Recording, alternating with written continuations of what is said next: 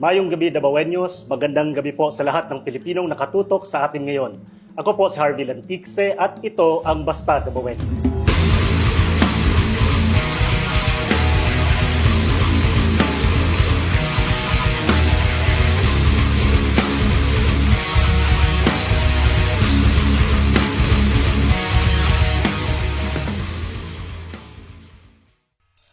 Pilipinas, maraming salamat pong muli sa pagsama sa amin dito sa ating episode ng Basta Dabawenyo.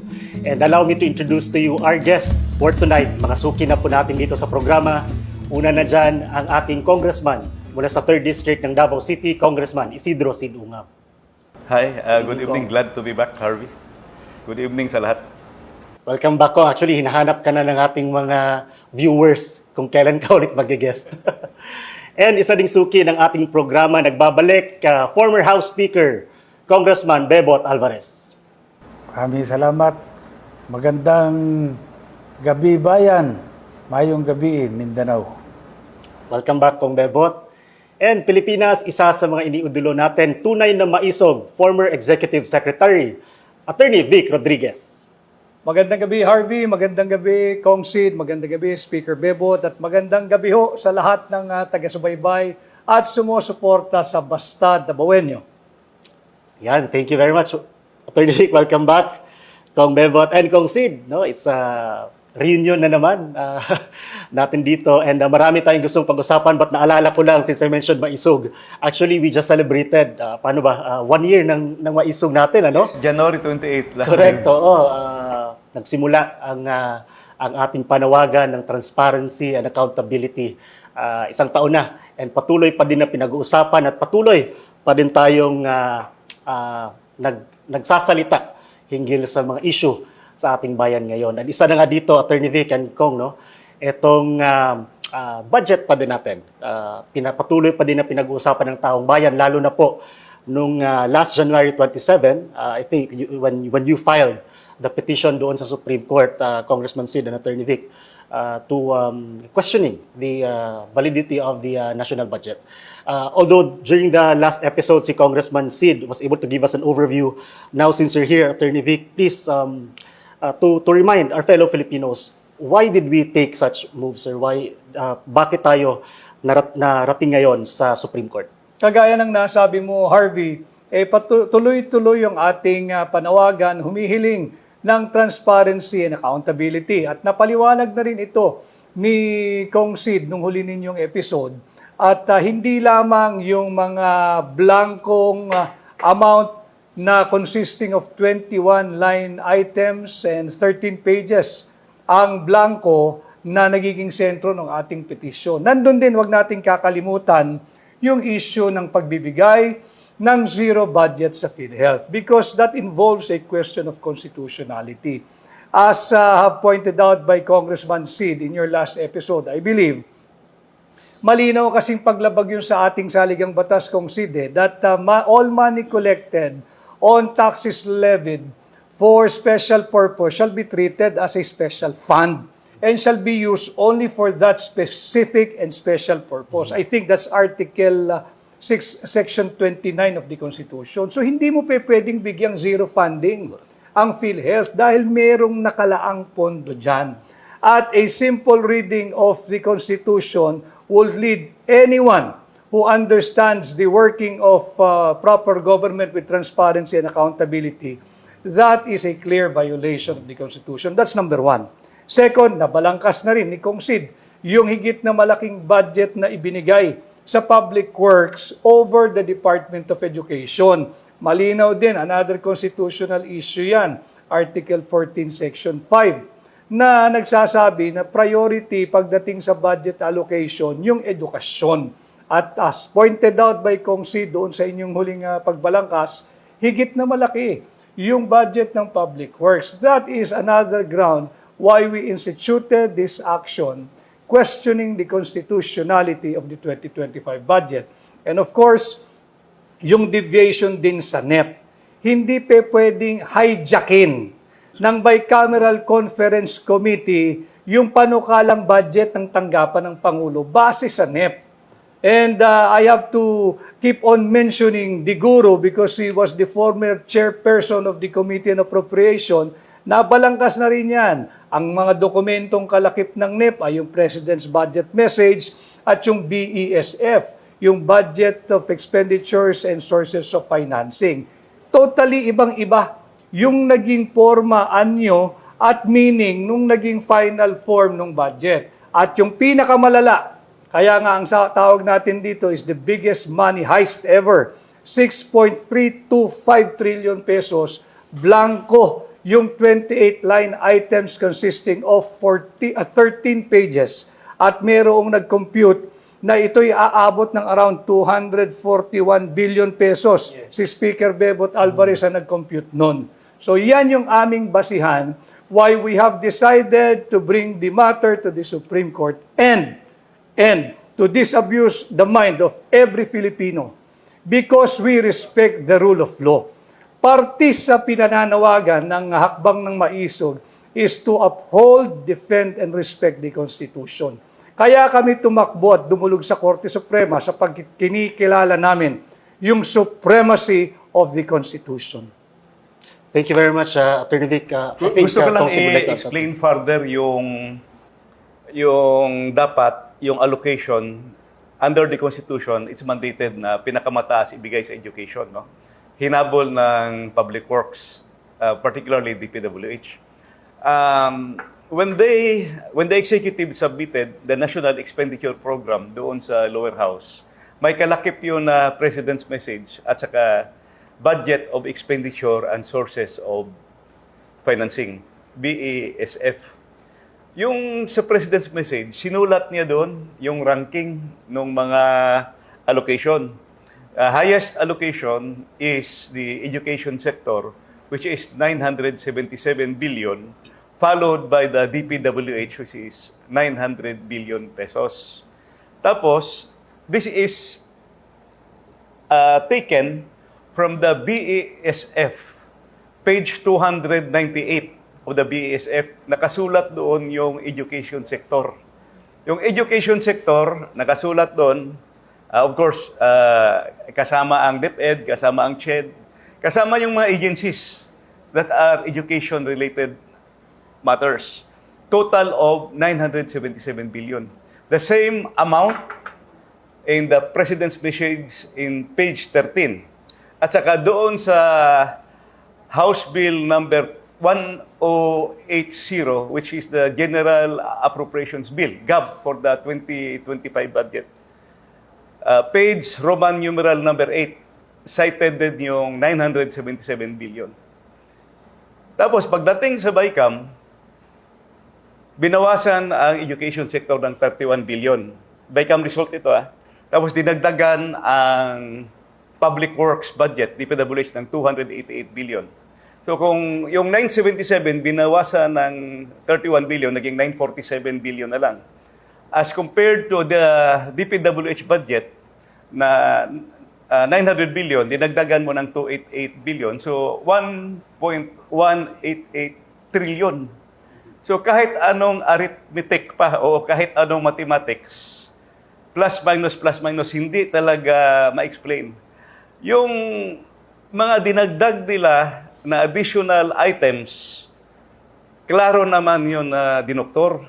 Klaro naman na you're trying to justify, to skirt the constitutional provision para lumaki yung education sector. Don't do that because you already submitted the President's Message. You already submitted the BESF. You will be changing what you have already submitted to the public. So, tingnan nyo sa DBM website. Nandyan yung President's Message, page 13. Tingnan nyo sa BESF, page 298. It's all there. Kaya, kung pwede lang, huwag nyong baguhin kasi mabibisto kayo na dinudoktor nyo talaga para lumaki yung education sector. Thank you, Congressman Sid. I think Attorney Vic and Kong Sid and Kong Berbot, no, the questions, the points that you've raised, actually, it's really questioning the constitutionality of the budget. And Kong Berbot, you mentioned before that yun nga, walang base sa batas. Kasi ngayon ang question na gustong masagot, no, ng mga tao, and I think napaliwanag naman natin from the last episode, is ano ba ang mangyayari once lumusot yung ating petisyon?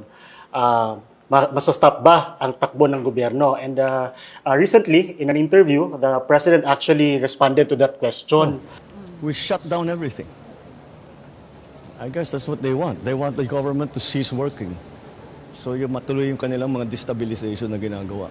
So, in that particular interview, the President said na pagka daw na-grant yung inyong petition, they will shut down the government. And para nga, ito ginagawa to para matuloy yung mga destabilization daw na plano.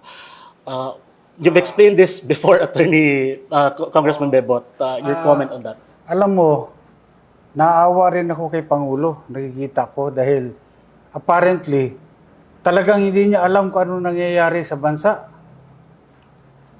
Kung pinag-aralan niya, naging congressman yan, naging senador pa yan, dapat alam niya na kung hindi halimbawa na-declare na unconstitutional itong 2025 budget,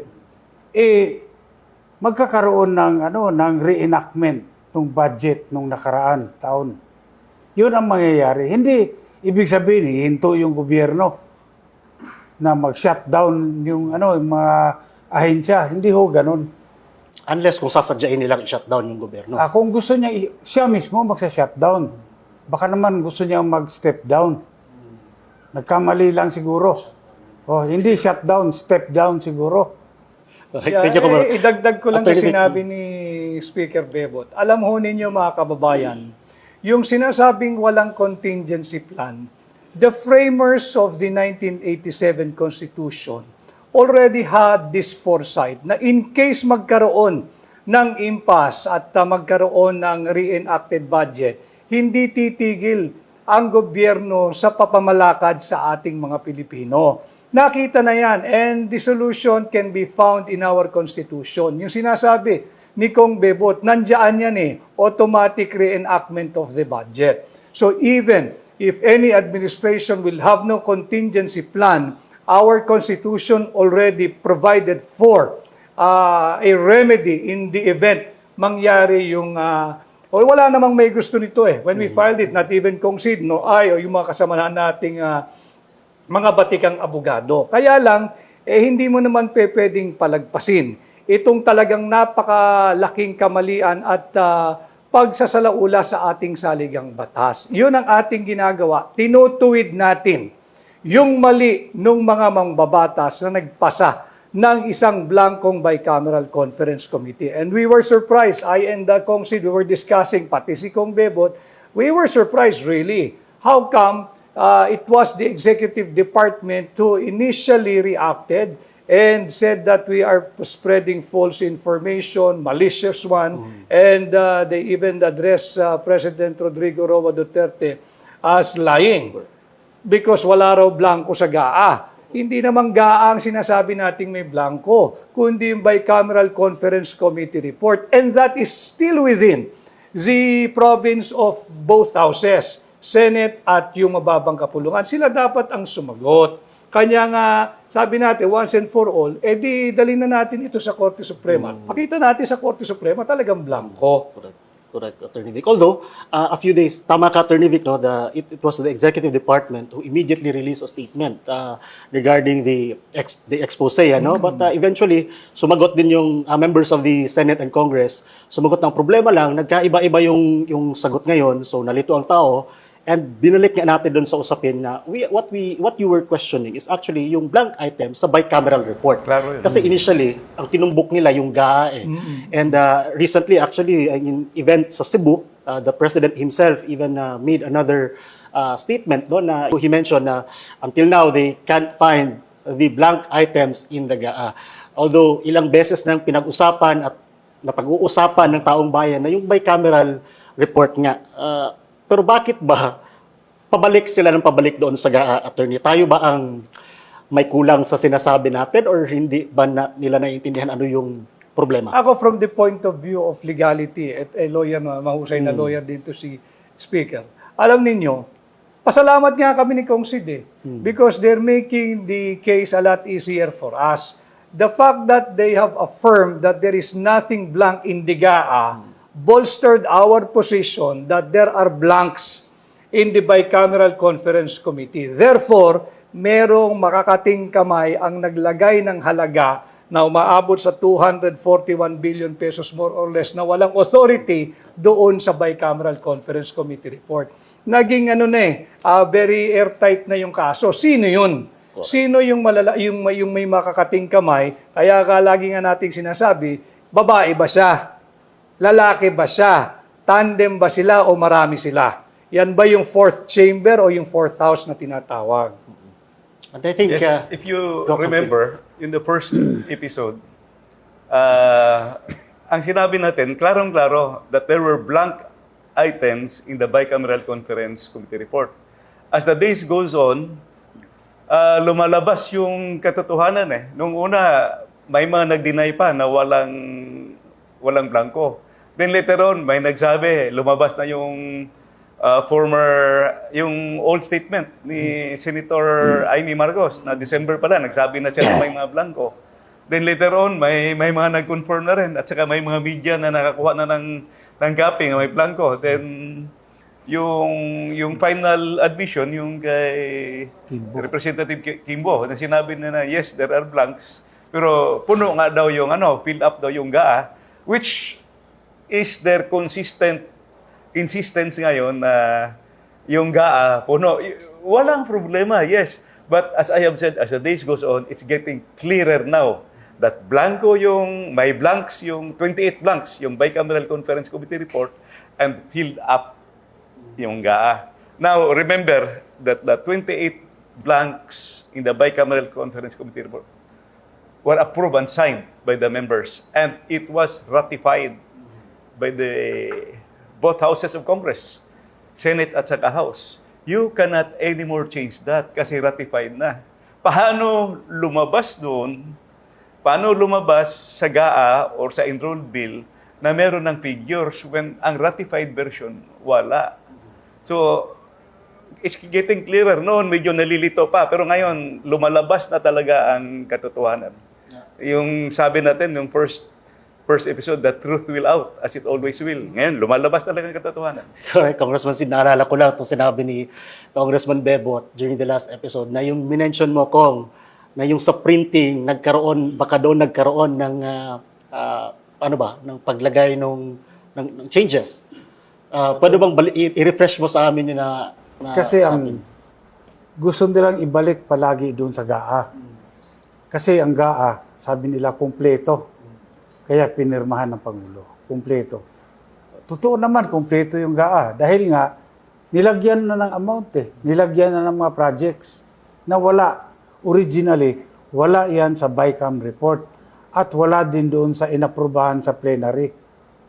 So pagdala sa printing, doon na nila tinira yan sa printing. Printing of the enrolled bill. Of the enrolled bill. Yun na yung dinala din sa Malacanang for signature of the President.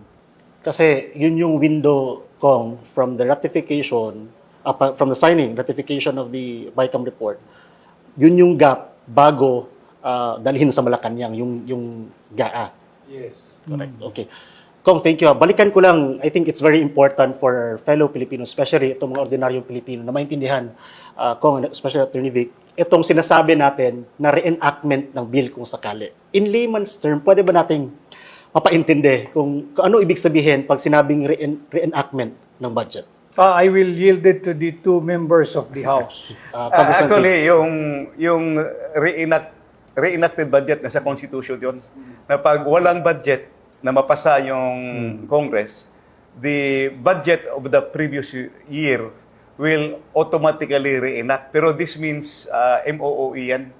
So, MOOE yung reenact. Yun ang maganda, yung na-foresee ng framers of our Constitution, na just in case walang mapasang budget, hindi pwedeng mag-shutdown. Yung shutdown, it happened in the United States.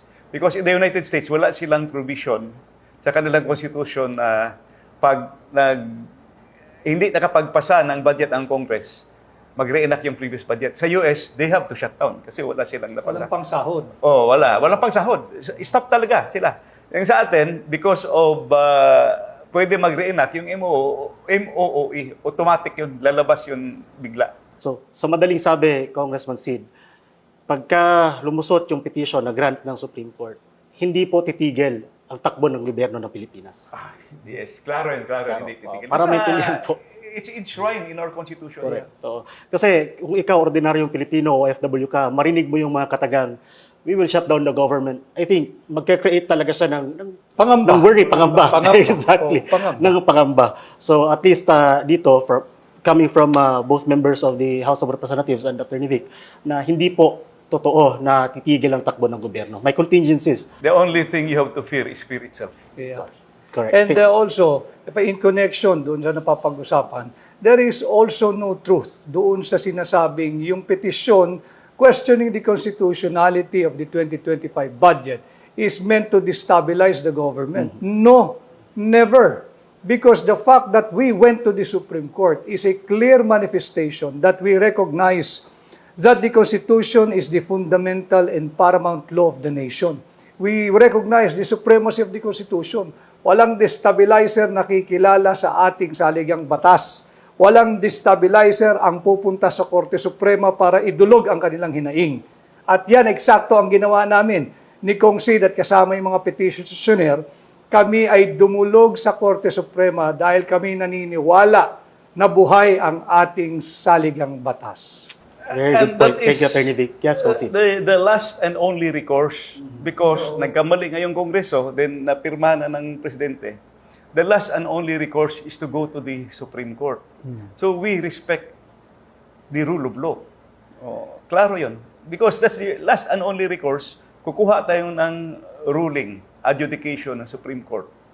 We request na i-unconstitutional kasi ang dami talaga nakitang mali. And now, sabi ko nga, as the days go on, ang dami nang nakakita. Now, is getting crystal clear that ang dami na nagsasabi, even former senators, former justice, na nagsabi na this is the most corrupt budget ever passed. At saka kung dalawang former Senate President na nagsalita, Yes. dalawang former Senate President ho, at dalawang former senators na fortunately for us are aligned with the administration. Kasama nila ito, nagsasabi na talagang may mali dito sa Bicameral Conference Committee report. And I think it is also telling that a former Senate President ang nagsalita that this is the most corrupt budget that he has ever seen. That says a lot, really, no? And, Oo. yun nga, talagang pinagpapasalamat natin because it all started here when you started that discussion. And now, more people and prominent figures in national politics are speaking up already. So, do you think, Attorney Vic and Congressman, may mga susunod pa na magpa-file ng petition based on this? On the reaction, what do you think? Ako, I hope. Kasi itong usaping nito, hindi lamang confined sa mga unang nag-file ng petition katulad namin ni Kong Sid. Lahat ng Pilipino dapat kasali sa usaping ito dahil pera nyo ito. At yung mga, of course, bashers will always be bashers and haters will be haters. But do not hate the messengers. Kagaya namin, kami ay tumutulong. Ang pananaw namin, ito ang ambag namin sa nation building. Ituwid yung napakamaling at maanumalyang pagkakamali. Magalit kayo kung sino yung nag-akda nitong tinuruan ako kanina ni Kong Bebot kung sino ang nag-akda nitong tinatawag natin sa ilalim ng Revised Penal Code na falsification of legislative document. Diyan kayo magalit, hindi sa amin. Amin yan tinutuwid yung pagkakamali Attorney, I think, matanong lang kasi ako, hindi ako abogado. Ano ba ang kailan ba natin i-expect na sasagot yung Supreme Court dyan? Kasi sa comment section din natin, maraming mga nagtatanong kung kailan natin hihintayin yung sagot ng Supreme Court, ano ba magiging next move. Marami ang nag-aabang sa magiging sagot ng Korte Suprema. Well, I hope they will find yung sense of urgency dahil budget ang pinag-uusapan dito at nakakatakot naman na gastusin yung pera at mapunta sa hindi dapat puntahan. At budget ito, marunong mag-budget yung ating mga miyembro ng Korte Suprema dahil I'm sure lahat ng dumaan sa Korte Suprema ni minsan ay hindi ho nagpasayan ng blankong panukalang budget kahit isang patlang. Walang blanko yan because they know even 1 centavo, pag nagblanko ka, delikado ka, makakasuhan ka. Tama ba ako, Speaker Bebot? Tama po yun. Dahil they're very familiar. Every year, nagpapas ng budget lahat eh. Alam nila, and I like to take this opportunity dahil nga, ultimo yung mga sangguniang barangay, mga kababayan, they know how to pass Correct. a legal and proper budget. Ay, yung mga kaibigan nating municipal councilors, city councilors, provincial board members, even yung lagi kong halimbawa, yung ating mga kaibigang driver na miyembro ng Tricycle Operators Drivers Association, yung ating mga kaibigang miyembro at driver ng Jeepney Operators Drivers Association, mas maliit di hamak yung perang kanilang pinapangasiwalaan. Pero hindi ka pwedeng gumastos dyan ng blanco. Mag-aaway kayo ng mga miyembro mo. Sisingilin ka niyan. They will demand for transparency and accountability. Tama ka dyan, Attorney Vic. Actually, kahit tayo nga, we are very meticulous sometimes, even sa minutes lang ng meeting, yung mga question or hindi sakto na mga phrases doon and wordings. And I remember your story, Congressman Sid, when you were going around the city, na some barangay officials actually mentioned to you na even sa kanilang level, Yes, yung mga barangay officials, nung nagbi-meeting kami, sinasabi talaga nila, Sir, kami nga, mga magbarangay budget kami, grabe ang hearing, grabe yung committee report namin, iniisa-isa pa namin, to the last centavo. Alam mo, yun yung sa barangay. Yung latest feedback ko naman, I used to be in the banking sector before I joined politics. Yung mga kasama ko nung araw ng mga banker na nagko-communicate sa akin ngayon kasi most of them are assisting, yung mga may malasakit sa bayan, they are assisting small co-ops, small, medium cooperatives. Napag-uusapan na rin sa mga kooperatiba kasi the cooperatives are very strict with their budget because they are talking of co-op members' money. They have depositors, co-op depositors' money. Ito, taxpayers' money. Dapat extra careful tayo. Hindi pwedeng blanco diyan. correct. And for sure, Congressman Bebot, you've also had this experience shared with you from your constituents. Oo. Kaya lang, alam mo, worried ako. Dahil sa nangyayaring ito, napapanood na maraming tao. Ano? Huwag nyo lang gayahin na maggawa rin kayo ng bycam dyan sa Na blanco. Actually, that's a dyan good sa point. barangay, mag-bycam pa kayo. Sa munisipyo, mag-bycam kayo, di ba? Pwede palang blanco. Tapos gagawin blanco. Bad example. It's like also, if I may interject, Go ahead, Attorney. para kung kayong bumili ng isang property, hindi kayo papayag na i-issuehan kayo ng titulong blanco. Kahit original yung titulo ninyo, pag blanco, hindi ka papayag. Paano mo lalagyan ng muhon yung ari-arian mo? Paano mo malalaman yung meets and bounds, yung technical description ng property mo? So kahit authentic yung titulong kinuha mo, pag blanco, isosoli mo yun sa developer o yung nagbenta sa iyo ng property because you will not take a blank TCT or condominium certificate of title. You will always demand for the technical description. Tama. Yes, Kong Bebot, ano iladagdag ka, Kong? Wala, naalala ko lang. Yung sinasabi ni Attorney Vic na blanco nga yung titulo. Sabi ko, putya, baka mamaya pati marriage certificate blanco rin. Di, Pero original. maganda. No, ikaw na mag-fill up. So yun nga, no, maraming nag-aabang talaga, Attorney and Congressman Sid, on the development of this particular petition. And we hope that people will continue to talk about this particular matter. So from this day moving forward, Attorney Vic, what can we expect from you and Kong Sid? Ano ba mga next steps natin? Do we continue to educate while waiting for the resolution or the discussion dito from the Supreme Court? Congressman Sid. Of course, nandun yung ating official arguments, yung ating data, yung figures na pinadala. In the meantime, it's really good to have the people informed, to keep the people informed. Because this is your money. Yun na every day, whatever we do, kada galaw natin, sasakay ka ng tricycle, bibili ka ng mantika, bibili ka ng asukal, punta ka sa grocery, bubuhos ka ng gasolina, you are paying VAT kada galaw. So, every movement mo, nagbabayad ka ng taxes. We owe it to the people to explain how their money is being spent and how how the people's budget is being deliberated. It is very, very important. This is not an ordinary matter. Thank you, Council. Attorney Vic, are you confident that the Supreme Court will grant this petition? I'm confident simply because Supreme Court people, they know how to pass the proper budget. Year in, year out, they also submit their own budget. And they know for a fact that they cannot submit a budget proposal that contains a blank on it. Not one, not two, especially not 28 blanks. Kaya kami confident, talagang telling yun eh.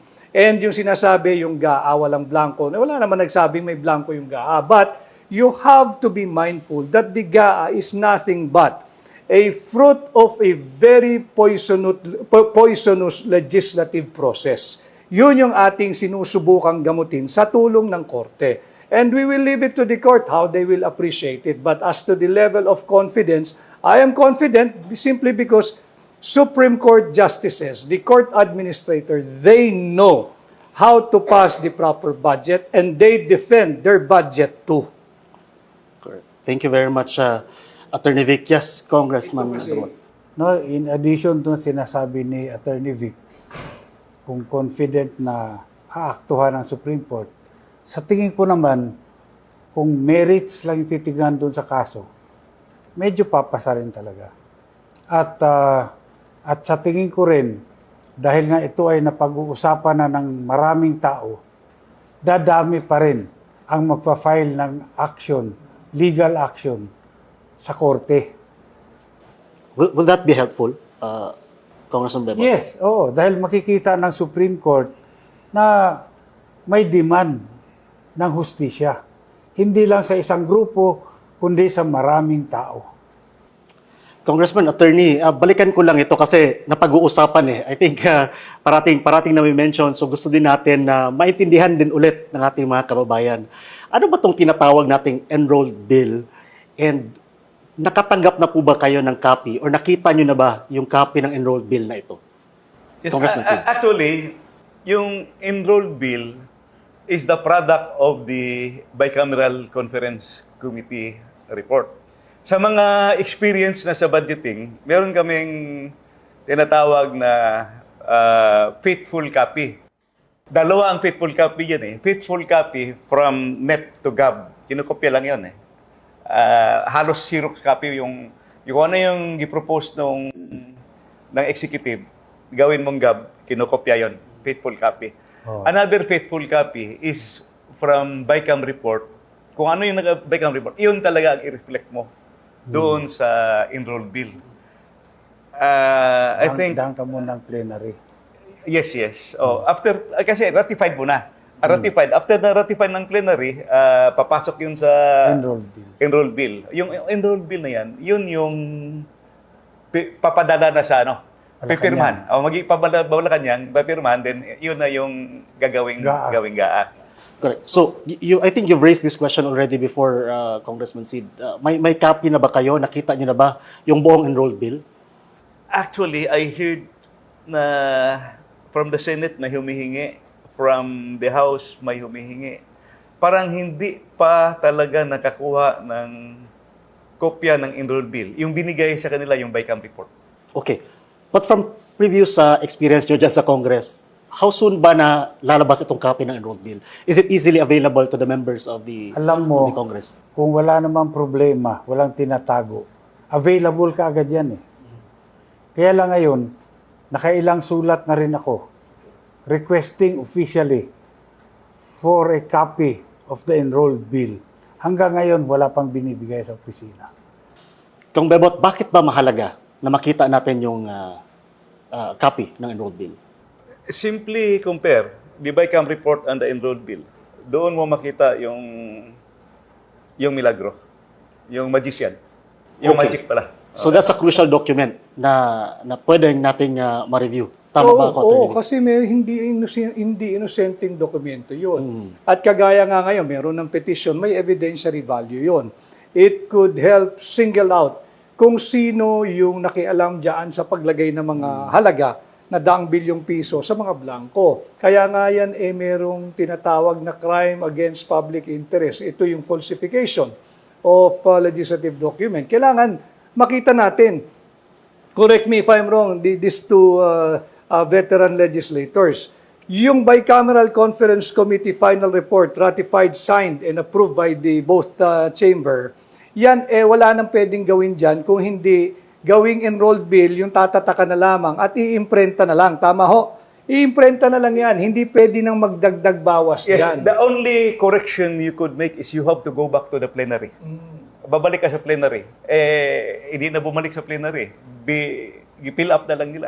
Before we also forget, yung sinasabi na yung ginawa daw paglalagay ng mga halaga is a simple ministerial, clerical, grammatical, or printing errors na pwedeng pakialaman ng mga technical working group. Kawawa naman yung mga mararangal at desente at honest na empleyado ng House at ng Senado na napapabilang dyan sa technical working group or technical working staff. Mukhang sila yung ilalaglag. Kaya hindi natin dapat pahintulutan. Oo nga, sakto ka dyan, Attorney Vic. No? Nami-mention nga na itong mga katagang authorized naman ang technical staff to do the necessary corrections.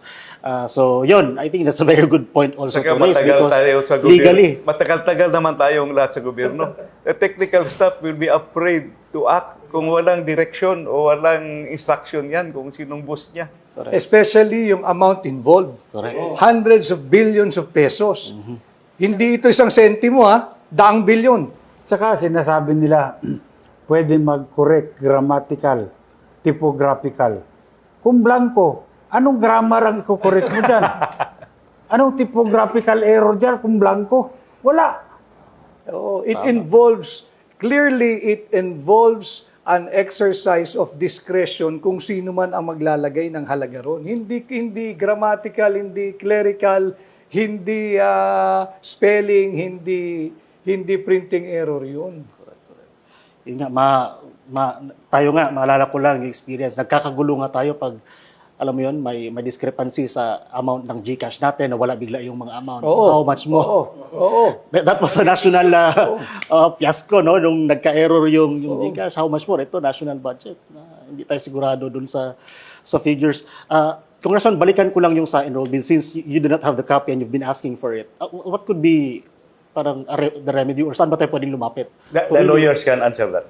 Attorney Vic. So, sa Supreme Court, pag hindi pa rin sila nagpe-presenta, ordinarily, the court will issue a subpoena na ilabas yung missing document that will prove or disprove the argument presented before them.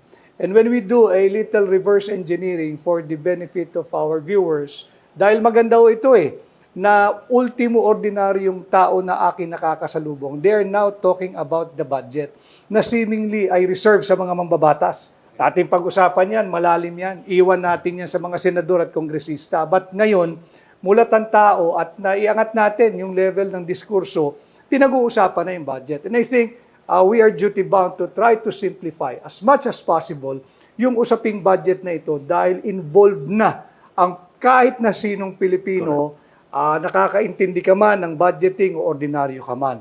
So tama akong sabihin na from GAA, hindi siya magiging GAA kung hindi pinirmahan. Dahil kung hindi pinirmahan, mananatili siyang GAB, yung General Appropriations Bill, na ang pinagmulan ay yung enrolled bill, na ang pinagmulan na hindi mo na pwedeng galawin ay yung Bicameral Conference Committee report that was ratified, approved, signed, and filed at the House Bills and Index Surveys. Kaya siya nagiging enrolled.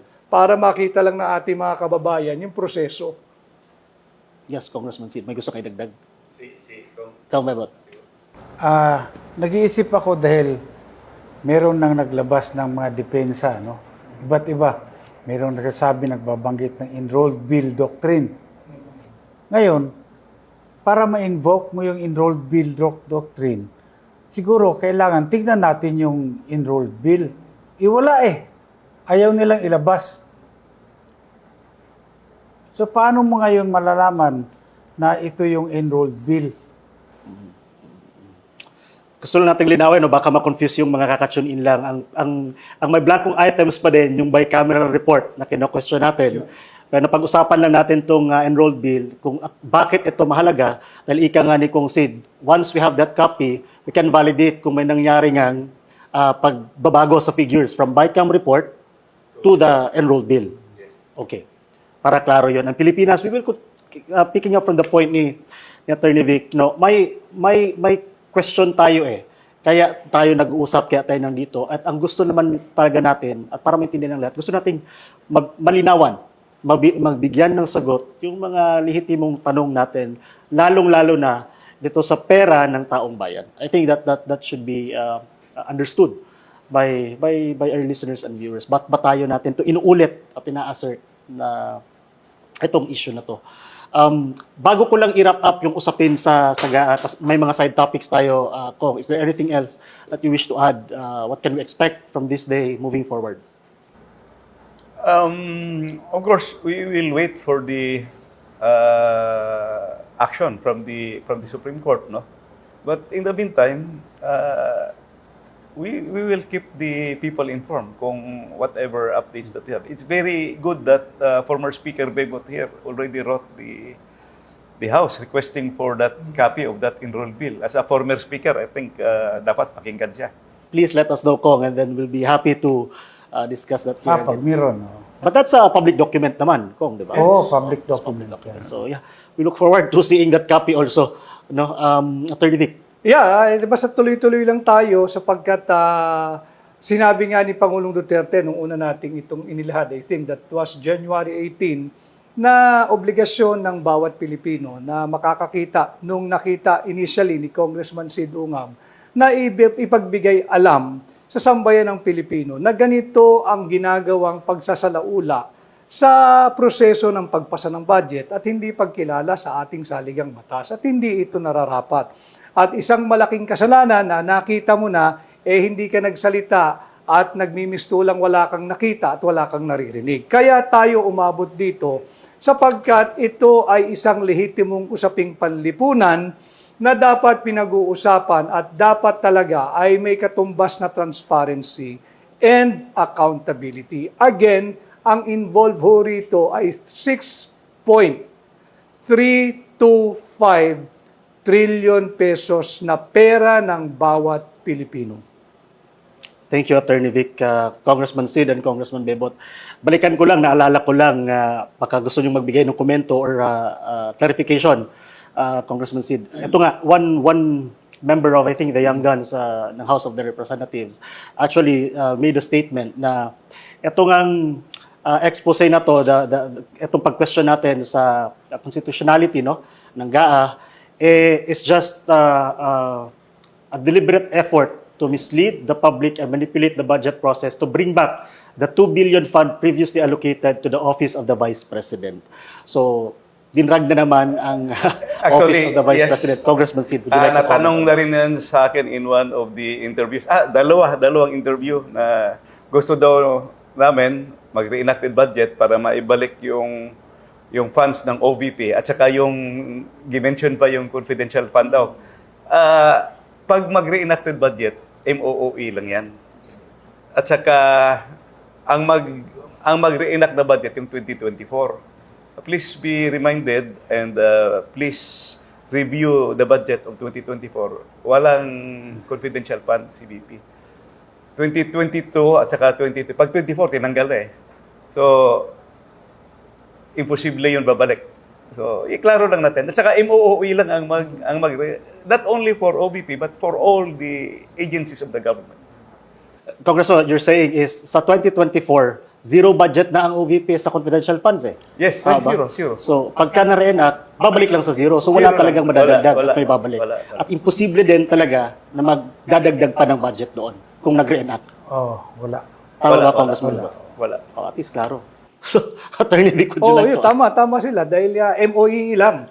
Wala kang pwedeng pakialaman dyan. And the MOE is precisely to guarantee that the government will not shut down in its operation. Tuloy-tuloy yan. Magtatrabaho pa rin yung ating mga kawani sa gobyerno. Apparently, that statement is very irresponsible at halatang hindi pinag-aralan. Would you like to expound on that, Kong? Kasi paano mo sasabihin na gusto lang natin na ibalik yung yung Yung OVP budget. yung confidential fund. Wala naman doon sa 2024 wala. budget, wala, zero. So kung ibabalik mo yun, edi zero ulit ang pag-uusapan natin. Do you think, Kong, an attorney, that was just also a deliberate way to drag the office of the Vice President again into this matter? Hindi, pagka wala ka nang masabing iba, kung ano-ano na lang yung may isip mo, at yun ang sasabihin mong rason. They are actually deflecting the real issue. Sinasabi politics, ang dami nang sinasabi OVP. Diversion. Answer the real issue. Yung aming main point dito, blanco, 28 blanks in that bicameral conference committee report. Ngayon, ang kasunod, hinahanap namin yung enrolled bill na sana. Hashtag nasaan ang enrolled bill. So I think that's a thing we look forward to seeing also. So thank you very much, Kong Sid, Kong Bebot, and Attorney Vic. Thank you. Before we close, may gusto ko lang kunin din ang opinion nyo on this recent issue, particularly you, Attorney Vic, kasi I think nagmula to dun sa challenge mo sa presidente. I think it was a challenge, Attorney Vic, na for him to take the hair follicle test, no, and in an interview, he responded. He was asked by a member of the media, and he actually responded to that. Can we play that clip? No. No. Why should I do that? That's what they say, public trust, public office, public has nothing to do with the follicle test, please. There's wala namang connection ng sinasabi niya. He's always had that weakness every time when he was still working for me. If you believed in what he was saying, why did he work for me? Thank you. Attorney Vic, yun nga daw, nagtrabaho ka din naman daw sa kanya. Oo. Tama. And, tama naman, di ba? Tama, hindi naman pwede itanggi yun. Correct. And I think ang punto niya doon, hindi siya magtitake ng hair follicle test kasi nga naman daw, public office, public trust has nothing to do with that with the You hair know, follicle test. when understood in its proper context, in fact, I was trying to be helpful. I never posed a challenge on anyone, not on him. In fact, ang sinasabi ko, para matapos na yan, ang daming taong nag-i-speculate kung ano-ano na ang itinatawag sa kanya. At ako, somehow, I feel responsible because ako rin sinisingil eh. Totoo ba yung ipinakita mong negative result ng drug test nung sometime November of 2021? Pati ako ay sinisingil. At sinasabi ko nga, para matapos na yan, let him undergo an open, fair, transparent, and credible hair follicle drug test. At nagpagkayan ay nagnegatibo, o edi mabuti, hanapin niya lahat no nag-akusa sa kanya. At sabi ko nga, a little bit brutal, sampalin niya. Kasi he was maligned. O ito, negative test ko. Ito yan, manahimik na kayo. Ngayon, kung iba naman ang resulta, we're not about to condemn anyone. Dahil lahat naman ng na-involved dyan ay biktima. Hindi natin para kondinahin at hindi para sa husgahan. Yun ang tamang konteksto dyan. But he said he will not, he's not willing to take that type of examination, so that's his decision. Thank you, Attorney Vic. Congressman Sid and Congressman Bebot, would you like to comment on that as well? Well, I agree with Attorney Vic. Para ma-stop na yung istorya, just do the test. Kasi kung habang hindi ka magpa-drug test nga, lumalaki pa rin yung istorya hanggang ngayon. Oh. It will never die. Do you agree with that, Kong Bebot? O kung naman naghahanap si Pangulo ng kasama, ako, pwede ako sumama dyan, magpa-hair follicle ako. Ikaw, Oh. Kong Sid, ha? Huwag na ako, manipis na yung Hindi ko tapos ka na yung Huwag na ganda ako, before. huwag na ako. Ako, white lang hair ko. Ganap kayo, makapal-kapal ang buhok. Well, anyway, that's something that I would like to, very interesting din. Okay, I think that that ends our discussion for tonight. Unless there are other topics that you wish to discuss, or Attorney Vic. Ako'y wala. I just take it as part of our duty as Filipinos to help enlighten and educate our countrymen on the real issues that must be discussed by each and every Filipino. Mataas man ang iyong sa estado sa lipunan o ordinaryong tao ka, pag usaping budget, lahat tayo ay kasali dahil bukod sa pera ng Pilipino na nagmumula sa buwis, yung deficit dyan, yung kakulangan, ay inuutang. At pag yan ay inutang, lahat tayo ay magbabayad dyan. Kaya dapat sa usaping budget, lahat tayo ay kasali, lahat tayo ay may pakialam. Thank you, Attorney Vic. Congressman Bebot. Ako, sang-ayon ako dun sa sinabi ni Attorney Vic. Talagang kasi lahat tayo dyan. Bawat kilos mo, magbubuwis ka eh.